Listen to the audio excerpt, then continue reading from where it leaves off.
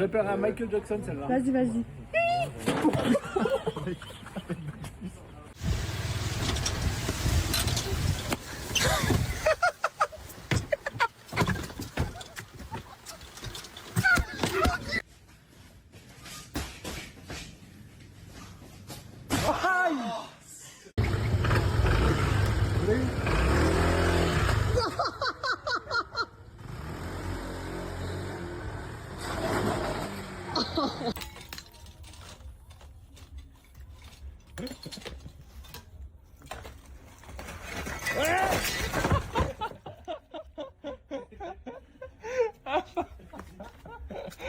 Bye.